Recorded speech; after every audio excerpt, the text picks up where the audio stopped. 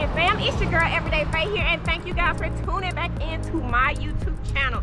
Right now we're at downtown McDonald waiting on one of our subscribers because we're gonna ride out today as we partake in the Robert Simmons Global Ride, y'all. Yes, me, Bay, Landshark Chronicles, and our subscriber Harry Chipley, we're going to ride to Jackson Lake as we do the global ride. Yeah, I'm super excited, y'all.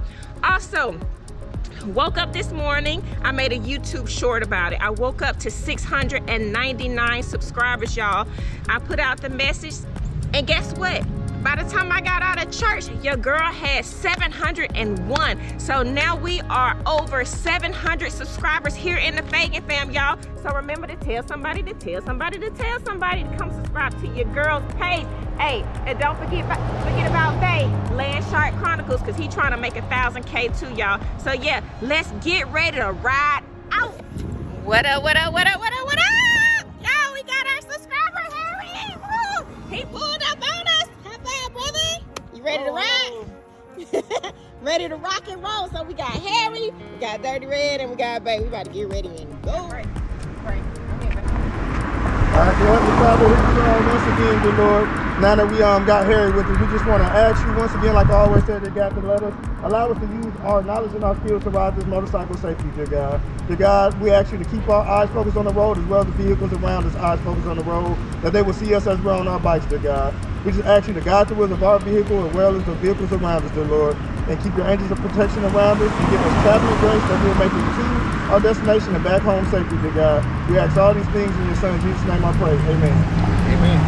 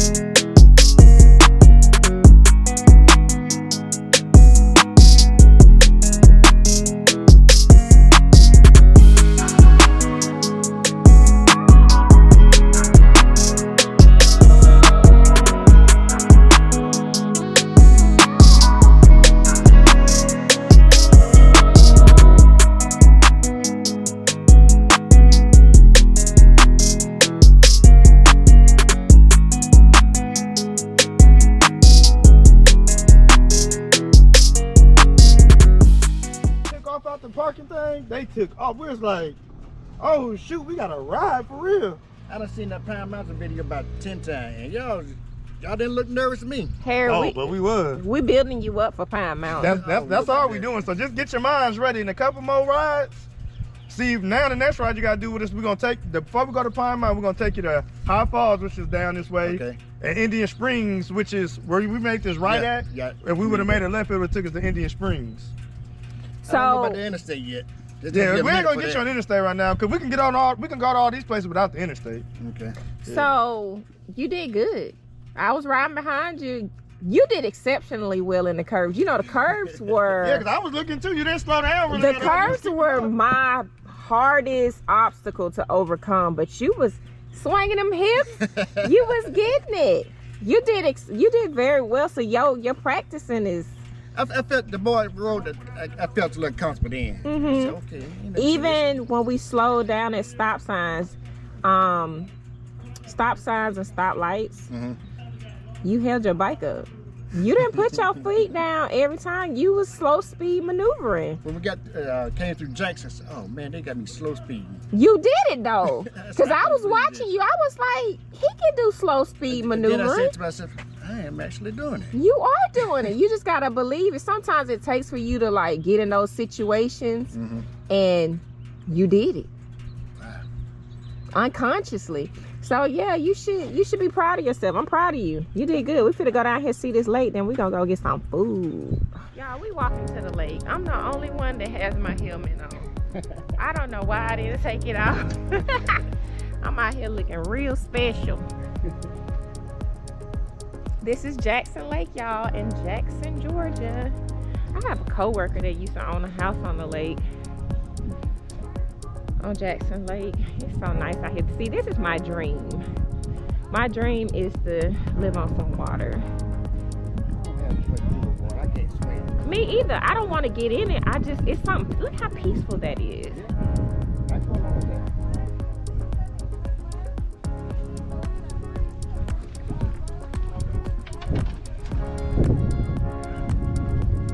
Why am I the only one with my helmet on still? Hey, how are y'all? They were just telling me about where one of the restaurants was at. She said that's real nice. Oh, okay. Oh, he might have got it. Looks like he might have got it. I'm going to catch this on camera. You don't mind if I record you? See if he got a bite.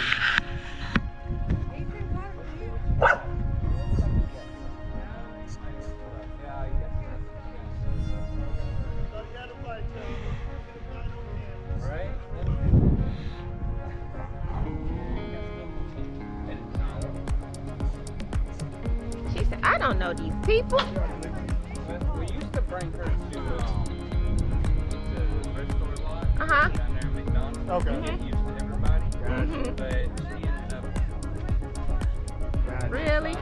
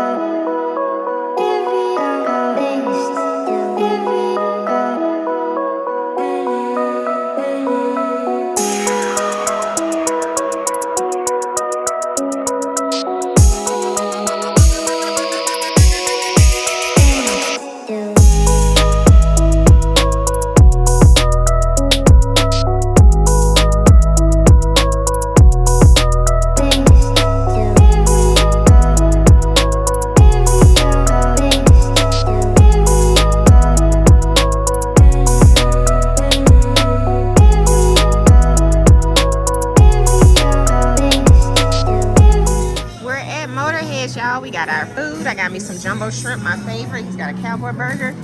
Harry's got him a burger over there. We about to break bread and get on up out of here. Got the bed, y'all.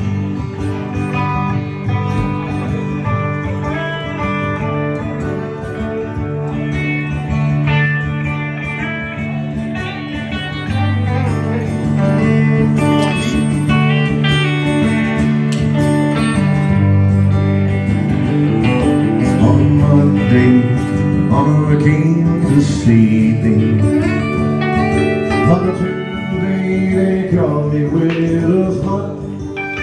Okay, guys, we just fed our bellies. Now we about to head out.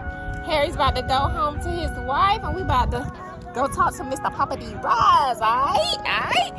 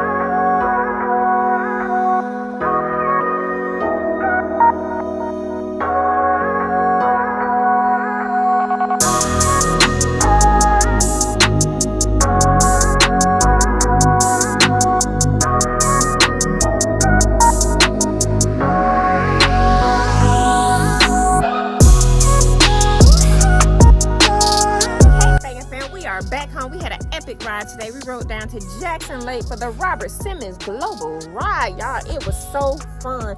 Not only that, we got to do it with one of our subscribers, yo. I was so elated. Oh, we had so much fun. And guess what? He got out and rode for the very first time. This was the furthest he's ever rode. And guess what? His slow maneuvering skills at stoplights and red lights was actually really, really good. He said he didn't even know he could do that. But hey, this is what happens when you get out and ride with people, with a group. It kind of pushes you to keep up. It pushes you to do better, and it pushes you to just, you know. I lost my train of thought. What's up? What's up? What's up, what's up, what's up? But yeah, it just pushes you to just get out there and really ride y'all bike, y'all. So we about to go in the house and talk to Poppa-D Rides, y'all, so stay tuned. Okay, Fagin fam. So I recorded a whole chat with Poppa-D Rides on FaceTime and accidentally deleted the FaceTime video. So we're going to listen to the voiceover and I'll just pop up a picture in a few of his videos, okay? Thanks, bye. Snuggle up, snuggle up. Hey. Hey, we can't see you. Gotta turn your camera on. That says audio. Hang on, let me do this.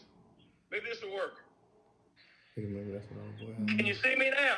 Yep, Hey! we can see you. Hey, how y'all doing? Oh, we're doing good. Good to see y'all. You too. You look like you're relaxing on the front porch. I am sitting out here with a cup of coffee. Hey! It's funny because my wife was. Watching some YouTube videos. I got off a phone call with Wood Jr. a few minutes ago. And then I was waiting on you to call me.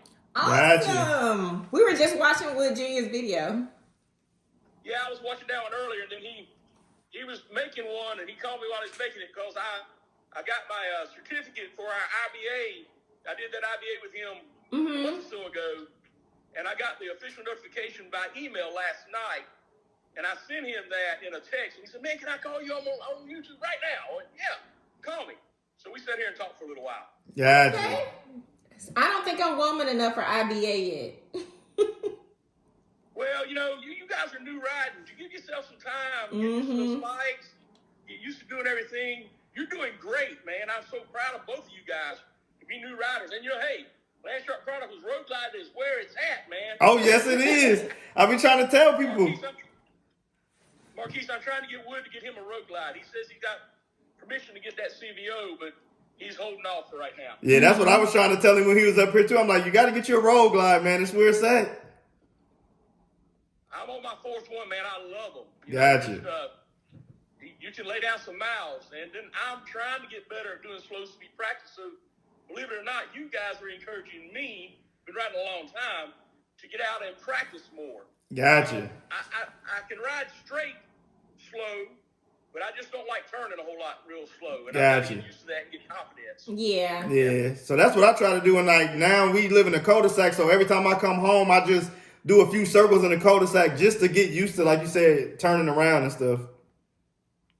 Well, I mean, I really have no excuse. I got a school parking lot directly across the street from me. I'm looking at it. Oh, yeah. Right now. And so it's empty most of the time on the weekends. Yesterday they had a band competition over there, and it was full of cars. And then they moved the buses over here.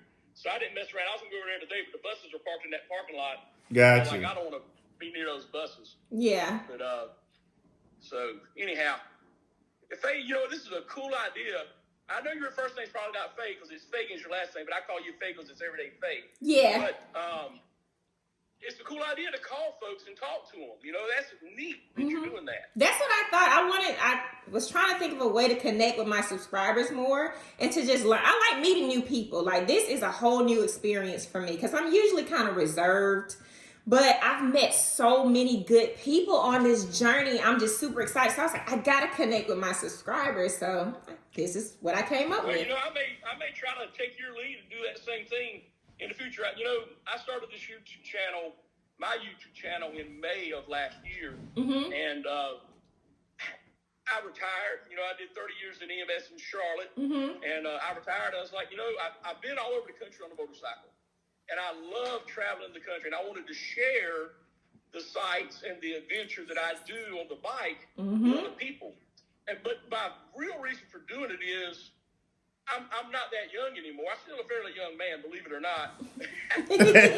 I wanted to share this with my kids and my grandkids. So if I'm making these videos, long after I'm gone, as long as YouTube's still a platform, they should be able to go back and watch the videos. I've got them on the computer in here and see the things that I've done. Yeah. And so I started initially, I was like, I don't care if the channel grows or not. I'm doing it for fun, and I'm still doing it for fun. But, you know, once you get that channel growing, you want to see it grow more and more. Oh, yeah. Mm-hmm. Yep. You want. It's almost like validation when people say, "Hey, that's a good video," or whatever. Yes. And so you guys, your channel's growing like wildfire. Yeah, because like you said, 707 I saw a few minutes ago. Yeah, it is. And that's awesome. It's the same for me. How many you got? I got 654 last time I checked. So it's like you said, it took off because we were like you. We started off just doing it, just It's a hobby. a hobby. Like I was like, I just want to see myself. To be honest, I just want to see myself on a motorcycle, and it really took off. Well, you know, I had taken pictures and stuff like that. I did a blog back in 2009. I took my youngest son. We spent a month on the motorcycle. Went from the East Coast to the West Coast. Okay. National Parks, 22 days. And I did back to that, but when blogs were real big, I did a blog and took a bunch of pictures. But I never did YouTube. I never did anything like this. Mm-hmm. So this has been a journey for me, too. I never knew how to edit. I had a work computer, which was a PC all my life. I never used a Macintosh computer. Gotcha. And so, like, I went on this big trip in June, and 3 weeks before I left, I decided to start a YouTube channel. So I bought a computer, I bought 2 cameras, I bought microphones, and I said, let's do this. There's a lot of learning involved in doing a YouTube channel. Yes, it is. We're learning as we go. We are. My editing skills have improved, but they're still not where I want them to be. So what 2-3 years ago, we went in Apple and bought this huge, big Apple computer because it was, we got to get the Apple computer. Everybody has it. Literally, it's sat in our office for like 2 years. We've just now started using it. Just now. Well, there's a learning curve to doing Apple, too. If you use the PC, everything's different. Yes. So I had no choice. I had no computer. When I retired, the computer I had used while I was at work was the work computer. I didn't have a computer at home. So, you know, I decided I was going to do this. I had all Apple products. I have an iPhone, I have an iPad. And I had done some YouTube videos with the iPad, but it just wasn't going to meet my needs if I started doing really what I'm doing now. So I got a MacBook Air. Gotcha. I started using that. And so. Gotcha. So what got you into riding? So, I rode as a kid. I had a dirt bike, you know, so I grew up riding motorcycles. My dad had a motorcycle, and I guess what got me back to riding, because I rode when I was a kid. When we first got married, I had an old Yamaha road bike that had been my dad's, and my wife got rid of the bike when my kids were young, so I got rid of it. And then around 2008, I was fairly far along in my career. My boys were grown, or my oldest son was out of the house, you know, left high school. My youngest son was in high school. And I was like, the kids are, you know, they're grown. I want to get another motorcycle. And I got a little bitty Kawasaki 900. And I'm a big dude. That wasn't enough for me. Gotcha. And so a long time ago, my dad took my brother to the Grand Canyon on a motorcycle. And I got this in my head. I wanted to take my son on a motorcycle trip. So I bought a Kawasaki Vulcan Nomad. It was a 1600 metric bike. But it had a windshield on it, had saddlebags. And I had to convince my wife to let me take him. And so I took him to the mountains of North Carolina. We camped over the weekend. And I said, how would you like to do this for a whole month? Camp off the back of the motorcycle. And he's like, I think that'd be cool, Dad. I said, you're sure? Because there's no turning back. If we go, we're going to be gone. You know, I can get you thousands of miles from home. You get homesick, I ain't going to have a way to get you home. And so we committed to doing that. And I did that trip with him. And I got bit by the long-distance bug of riding long distances and traveling the country. And then the following year, I did a solo trip and went out for 18 days and went back to Yellowstone on the bike again, up into Canada. And then the year after that, I got the road glide. And I had a friend that had a forum for BTX riders. And I said, there's got to be a forum for road glides, you know, an online forum. And I found a road glide forum, and they were having a national road glide rally. They'd already had one. They're getting ready to have the second one. And so I said, man, I want to go to that. And so I met, I think it was 8 of us met in New Orleans, and we rode the Great River Road up to the national rally. So people I'd never met before just got on the bike, went to New Orleans, split a room with a guy I'd never met before on the ride. And then I split a room with a guy from Canada at the road glide rally because I didn't have enough money to go to both places. He said, I got a king size bed and it's got a sleeper sofa. You can split the room with me. You don't have to pay me anything. Just bring me a T-shirt, maybe buy me a beer. So I wound up going and meeting all these people and making connections, and now they're like family. I've been to that roadside rally every year for the past 10 years. I hosted it in Cherokee, North Carolina back in 2017, and it grew from like 30 people the first year to 260 people this past year in Lake Tahoe. Wow. And most everybody's on a road glide, but you can ride your bike, Faye, and come to it. Yes, absolutely. Yeah, I'm about to say, you definitely got to tell me about it. Absolutely. Yeah, they have it every year in a different place in the country. So this year it's in Wisconsin, and my granddaughter is dancing at Disney the same week of the road glide rally, so I'm not going this year because she takes precedence, right? I got to get it from my granddaughter, watch her dance at Disney World. But next year it's going to be in Williamsburg area, Virginia, so it's not that far for you guys. So you got time to plan. Oh yeah. You wanted to try to go to that, and there's a Facebook group called Road Glide National Rally on Facebook, or National Road Glide Rally. Okay, I'll look that up. But you can check out all the information right there on Facebook. Okay. Yeah. Wow. And then, for me, riding a motorcycle became very cathartic. Taking these big trips every summer, which I've done, and my wife can't ride. She has a bad back. So she lets me get on the bike and go for, 7 to 10 days. This year I was gone 18 days. But she flew out to Tahoe and spent a week with me in Tahoe, and I rode back, and she flew back home. So she was at the rally with me, but she didn't ride with me to the rally. Gotcha. But it's, for me, and I told you I would talk about PTSD a little bit. You guys are both police officers, right? Yeah. Thank you for your service. You're welcome. But that's the light thing. You guys are dealing with, and first responders deal with the, most of the time when we're called out to places, it's not something good, right? It's Exactly. a people's life oftentimes. And we're human, and so we carry that stuff with us. I actually went online. Let me pull this thing over here. I don't want to spit off bad statistics, so if I get the iPad to open up. So, talking about first responder PTSD, it's a real thing, man. First responder, like 13% of them suffer some kind of depression. 70% of firefighters have a hard time sleeping, and 50% of their deaths are due to stress and exhaustion. It says 37% of emergency medical service providers have contemplated suicide, and 6.6 have actually made an attempt. So that's like EMS providers, and that's 10 times the rate of the normal population of the United States. And then for police officers, it says 75% of police officers have reported experiencing a traumatic event, but less than half of them have told their superiors about that, or their agency about that. But it's estimated that 125 to 300 police officers commit suicide every day. And I've had, in my 30-year career, I know of 5 or 6 now co-workers or former co-workers that have committed suicide. And I know one that came very close, and we were able to give him some help and get him directed back where he needs to be. But you have to have an outlet, and sometimes first responders are left behind. Our military, 22 veterans a day now are committing suicide. And the thing is, military, police, fire, and EMS first responders, yes, it's our job, but we're still human. And there's a stigma attached to not being okay with something. When you run a call and you're dealing with the death of a child or death with multiple children, and I've had those calls, it affects you. And you carry that with you. And you have to have some way of dealing with that a healthy outlet. So many people, first responders included, go to drugs and alcohol, or they have problems with their relationships and that kind of thing.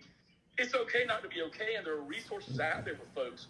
So there's a thing called Code Green campaign online that has all kinds of resources for first responders to get you help, mental health help, if you're having an issue. But the problem is with people that are still at work, they won't talk to their bosses about it. I was a supervisor, and I really fought for a long time for us to develop a program that had some peer support for our employees And you can have these peer counselors that the employees feel comfortable talking to, but those peer counselors have to have training so that they recognize that this is beyond something that I can handle. Now this person needs professional help. But you can't look, there's still a great paramedic, there's still a great firefighter, there's still a great police officer, but they need to deal with this stuff because it's going to pay dividends down the road. And if they don't, those dividends will be back. And I want people to be healthy and happy. Absolutely. And the motorcycle was my outlet. You know, it was the way I went and cleared my head and got rid of things. And, you know, we put these bad experiences, these traumatic events, they call it a critical event. What's a critical event for me may not be a critical event for you. What bothers me might not bother you. And what bothers you might not bother me. So it's a personally critical or personally stressful event. And we put them in a box and we close them up and we think they're gone, but they're not. They're still right there. And little things can have them pop back up in your brain. When I did this IBA with Wood Jr., we rode by a car fire. The car was fully engulfed. It was burning. It was, big columns of black smoke. And immediately, I was taken back to a call I ran in 1993. I could see it, I could hear it, I could smell it. And that has never happened to me, a flashback like that. I've had bad dreams and that kind of thing, but I've never had like a flashback going down the road with this group of people. I couldn't pull over. You know, I had to like, Lord, help me get focused. Help me focus. I think I heard you praying for them. I was praying for them. I was praying for me. I was praying for everybody. You know, God is our strength. He's our rock. Oh, yeah. And I don't see how people make it without him. Yes. One thing I had to learn in my career was that God was in control and I wasn't.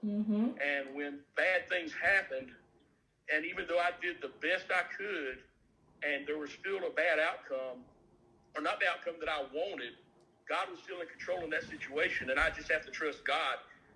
You know, there were people in the Bible that were mad at God, but he's still who sustains me and keeps me focused. And so, the motorcycle helps me just vent and process things. And it's time for me to be alone with God and my thoughts and things like that. And it brings me to people like you. I would have never met you guys if it weren't for motorcycles and YouTube for that matter. But motorcycle and YouTube. But I've met so many people on the back of the motorcycle from all walks of life, all faiths, all races, and you know the folks that I meet at the Road Glide Rally every year. They're from all over the country and parts of Canada, parts of Mexico, and they all come together because of motorcycles. You know, and I just think that's phenomenal. I agree. I feel like for me, motorcycling ended up being the same thing because I'm 37. I've been an officer for almost 17 years this year. And I've been searching for years for a hobby, an outlet. I tried working out. I didn't like it. He loves it. I hate it. But I've been searching, you know, for something to do to just as a release. So when I bought my bike, I had the 3-wheeler at first. I didn't know that I was going to feel it was going to feel so freeing. Like when I got on it and I felt the wind, it was just like, I felt great. And it started to take my mind off of like family issues or work issues, things you've seen at work. Cause it's a lot. Cause you have stuff that you deal with at work. You're solving problems for everybody else. Then you might have home issues or you got kids and issues with the kids. So it was just like no outlet. But with motorcycling, it's just been so relieving. Even for us, we're bonding, you know, riding our bikes together. So you have something you can bond together, absolutely. So we love it. And this YouTube thing, like you said, it started off as a hobby just to document our journey. And it's growing. I'm like, what? 700 people want to watch me? Like, this is crazy. I love it. Yeah, I love it too. Like I've been at work on calls and people while I'm on calls watch my YouTube. Like I'm walking and a guy walks up behind me like, let's get it. I'm like, he's like, I watch your YouTube. He's just a maintenance man at the apartment complex on the call that I was at. And I was like, this is so amazing. Like, and the other day I'm walking into my precinct and the dude's like, hey, Land Shark. I'm like, what?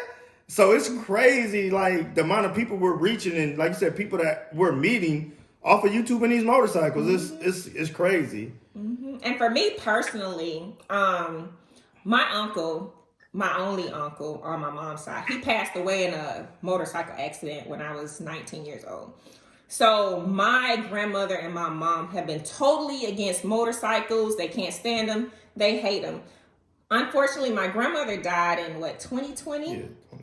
And that's when I was just like, okay, now I can finally get into this motor, because it would have killed her if she knew I was riding a motorcycle. She would have been like, no ma'am. But I mean, it's just been great. I mean, at work, I've witnessed motorcycle accidents. I've actually seen one occur, and I was holding the guy as he passed away. So it was a fear attached to it for me that I had to overcome. That's why on my vest is faith over fear. I have a patch that says faith over fear, just to remind myself, you can do this, you can have fun, and you don't have to be afraid of it. You're going to learn the skills that you need to control this motorcycle, and you're going to get out there and have the time of your life. So that's what I'm doing. Yeah, everything has its risk and reward. There's definitely, it's a more risky behavior than driving a car, but do it safely. You just have to watch out for everybody else. And you guys are in an urban area just like me, and it's harder to get on the back road sometimes and make any time and get where you need to go. But yeah, just be safe, keep growing in that confidence, and get out there. And like I said, share it with your kids. I know that I've seen your kids on a couple of your channels there, a couple of your videos, and that passion is there for them too. Neither one of my boys ride. They may in the future, but right now, they're busy with their families and doing their thing. But this country is so beautiful, man. There's so many awesome, spectacular places to go, and there is no better way to see those places than on the back of a motorcycle, man. Yeah. You see it, you smell it, you feel it. You're in the environment. You're part of it as you go through it. Yeah. And but that's my journey there. But it's been a blast, man. And like I said, it really centers me. Yeah, we're excited. We're going to be riding down to Savannah later this month. That's going to be our longest trip that we had thus far. So we're kind of slowly building up our ride stamina. But I'm super excited. I'm going to get on that highway too. That's what, yeah. You've been on the highway one time, hadn't you? Been on the highway? Twice. I've been on there twice. My biggest thing is actually, I guess, when we get on the on-ramp, merging into traffic. That's when I have anxiety. But once I'm over in the far lane, I'm good. I'm rolling. But you merge in your car, no problem, right? No problem. But so it's just a different vehicle. It's here. It is. You have the skills, you have the knowledge out there doing it. And I know I saw you, I think in that video you even mentioned that Robert Simmons told you that, most of the motorcycle accidents happen at intersections and in traffic on the surface roads, not on the interstate. The ones that I found really bad on the interstate were people that were being knuckled. Yeah. On their bikes, the crotch rocket's just trying to do his excessive speed. You still got to watch out for everybody because they don't always see you. But and for me, I don't hang out in the left lane. Depending on where I'm at, I try to watch traffic and get around cars. So if I'm up by a truck or something, I'll get around that truck and get in front of it. Oh yeah. But I try not to hang out in the right and the left lane unless I'm moving faster than the traffic, because people will push up on you, then they'll cut you off, and that can be even more dangerous sometimes. So it's learning how to do that, but it's all a skill you have to learn. Just like slow speed riding is a perishable skill, you have to develop it, and I'm still learning how to do that and getting better with it, hopefully. Riding on the highway is a skill that you just have to develop over time. The only way to do it is get out there and ride with it, Yeah. It's good if you can find somebody to ride with that can kind of ride with you and help you out with that. But think about how you're driving your car and just relate that to the motorcycle and get out there and do it. You'll become more comfortable with it the more that you do it. Yeah. And, when I travel west, I go on the other side of the Mississippi River. I try to get on the back roads because you can make time out there and there's not any traffic. I don't like riding on the interstate, but where we live and where you live, it's a necessity. I mean, you really can't get around. unless you get on the interstate. And there's truck traffic, and I don't like truck traffic. Oh yeah, here's the same way. It's truck traffic is ridiculous around here. You have to learn to deal with it. I'm uploading a video right now of the ride I did yesterday. I rode to Chapel Hill, which is about 150 miles for me one way, to eat lunch with some friends yesterday that aren't going to be able to go to the road glide thing this year either. And we just went out there and had lunch, but that was Robert Simmons' global ride yesterday. Yeah. I didn't make it to Savannah, so I rode here, and I'm just now uploading that video. Okay. But, we had to deal with some traffic on the way home getting through Charlotte, and it was Saturday, you know. Yeah. Yeah, we just did our global ride today. We took one. And I'm going to do a little bit more because I didn't get to practice. I practiced some slow speed in traffic. We covered kind of a traffic jam, and so I rode probably 2 or 3 minutes at a slow snail's pace at about 6 miles an hour. I mean, I put a little bit of that in it, but I wanted to go across the street yesterday and do some loops in the parking lot stuff, but they had that band competition over there, so there were still the buses and cars over there when I got home. I was like, well, I can't do that. So I'm probably the next day or two, I'm going to go video myself practicing because I saw Marquise do that in one of his videos, and I was like, you know what, I need to do that too, and see myself practicing so I can think about it more. My fear is I'll drop the bike over there and I won't be able to get it back up by myself. Gotcha. Yeah, that's why I practice too. It's just, like you said, sometimes I just like to see myself do it too because I like to go back and kind of see where I did wrong and then it just helps other people. My whole thing on my page, my channel is hoping that give people the courage to do the things that maybe I was nervous to do. So people might see me practicing and be like, you know what? I'm going to get out there and practice as well. If he can do it, I can do it too. And hopefully that's just my thing with my page, is showing people that anybody can do this stuff. Let's just get out here and do it. Well, I think both you guys are encouraging people. I appreciate that you are praying before each of your rides. Oh, yeah. I think that's a great thing to do, and I'm glad you're including that in your videos. Yeah. And you know, you both have things that you say every time, and I'm still trying to figure out what that is for me. I don't know. Gotcha. I can't come up with any kind of slogan. But I'm just me, man, you know. Oh, yeah. And I'm still trying to figure out how to do this editing stuff. That's a hard thing. Actually, clean my bike up. I don't have a garage like some folks. Yeah. And we got a garage and our bike is still dirty, which is the crazy part. I can't zoom in. I was trying to zoom in, but there's passion sitting out every side of the grandbaby's playhouse. Gotcha. The pollen count up here is kicking. Yeah. I rode the bike. My car is blue, but it looks kind of yellow right now. And I rode the bike 300 miles yesterday. Watching it this morning, and I haven't put the cover on it yet. Get ready to go cover it up here in a minute, but it's already got pollen all over it, and then it'll get underneath the cover for that matter. But oh well. All of my bikes have always lived outside. I've never had a garage. I want one. We bought this house after I retired, and my plan was to put a garage back here. Gotcha. And then now with the prices of everything gone up so much, I just can't afford to do it right now. Yeah, my bike is a mess. It's got pollen all over it. I'm not even gonna wash it this month. It is what it is. They're gonna take this yellow bike. I was recording this thing, and I forgot. I even learned how to do it, and I didn't do it when we started talking. But that's cool. You're doing that. And yeah. So are you recording on an Apple phone? I was going to record it on an Apple phone, but I forgot to start it when we started talking. I was so excited. Don't do it, because this is the issue that I've run into. Now, if you do a screen record on the Apple phone, it is not going to catch the audio. So you have to have another camera to catch the audio now, because they took that off with the new download. So now that's a challenge for us. So now we're recording this with another phone as well to catch the audio. And that's why volume is a challenge for these videos. So that's why I watched one you did. I watched one of your videos here, a part of it. I didn't get to watch all of it yet, but you were talking to somebody, and the audio wasn't quite synced up, and that's probably why. I've got an idea to help you do that. Okay. So you have to make sure both cameras can see you when you do it, when you first start it, because you can edit that out, right? When you first start your content, back up where both cameras can see you and clap your hands together 5 times, and then watch the video and sync up those claps. With your, you can, if you can see the audio waves, you can sync up those claps with the audio. But that's how I sync my videos with my cameras. I learned that from Cycle Fanatics, actually. He put a video up one time on how to do it. But that's how I sync my videos up. because I have the camera here with the microphone, but I use the 360 camera, which has no microphone in it, or I have no way to really talk to it. And I sync them up so that if you're looking at the 360 and you can see my face, my mouth is moving and it's together. So if I'm starting from a stop, I'll count to 5 and I'll sync those up.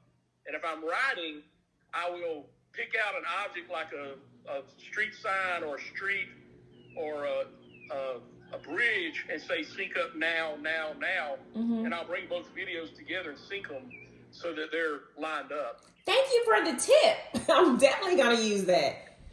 But it'll get it as close as you can get it. Once Gotcha. you get it close, people won't notice as much, you know.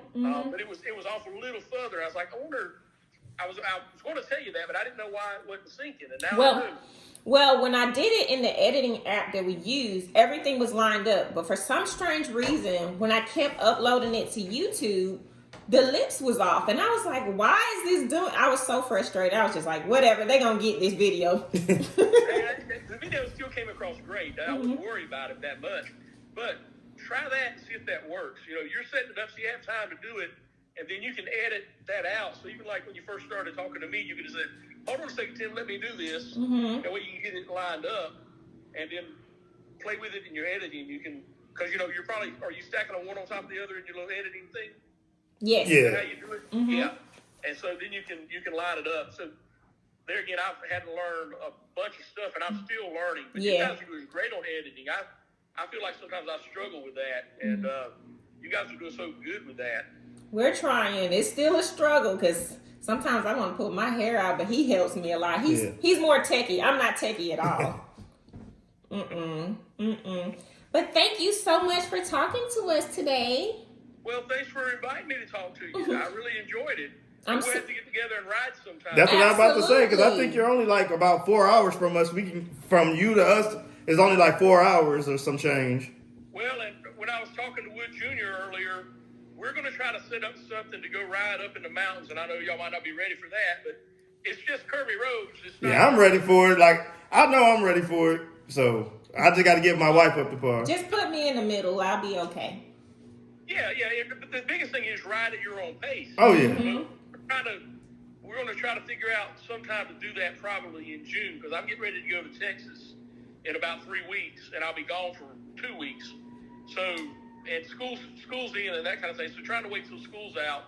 But I'm going to try to find something in June and put a date up. He wants to come and roster cross and that kind of thing, and just put it out there and have people show up. So I don't know when we're going to do that, but I'm trying to look at a date. So be on the lookout. We'll get that situated. Super. All righty. Well, you enjoy your coffee and your relaxation on the porch. We're about to go have a cigar and a glass of wine. Hey, that sounds good to me. Oh, yeah. Take care and be safe, okay? All right, you guys too. Good talking to you. All right, you too. Talk to Y'all you. be safe out there, all right? Absolutely. Thank you. Talk to you later. All right, bye-bye. Bye.